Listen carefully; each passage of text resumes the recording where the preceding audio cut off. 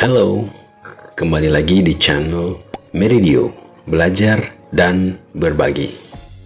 Pada video kali ini, kita akan membahas tentang prinsip kelistrikan dan sistem instalasi part 2, yang merupakan lanjutan dari video sebelumnya mengenai pengertian serta jenis dan fungsi listrik.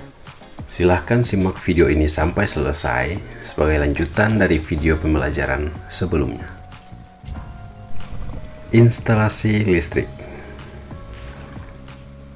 Instalasi listrik adalah suatu rangkaian yang menghasilkan sebuah aliran listrik, bisa berupa sebuah lampu ataupun sebuah sumber listrik. Dalam instalasi listrik, terdapat beberapa komponen yang mungkin sering kita lihat namun belum memahami nama serta fungsinya. Yang pertama adalah bar gauger. Bar gauger adalah alat pembatas daya listrik yang masuk ke rumah tinggal.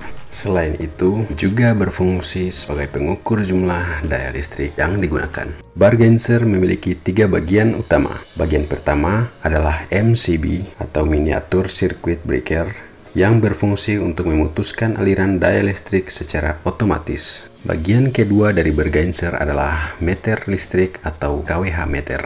Meter listrik berfungsi untuk mengukur besaran daya yang digunakan oleh rumah tinggal. Bagian ketiga yang terdapat dalam bar gauger yaitu spin control yang fungsinya sebagai kontrol penggunaan daya listrik.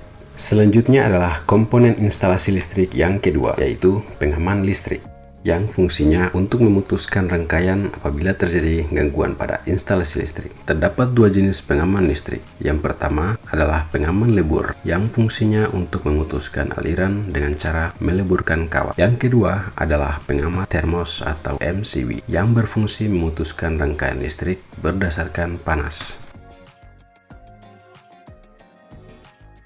Komponen yang ketiga adalah saklar atau switch.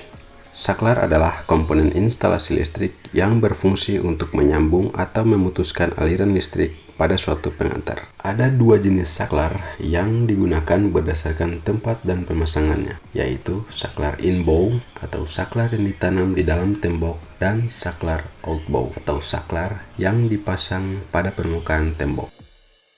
Komponen instalasi listrik yang keempat adalah stop kontak.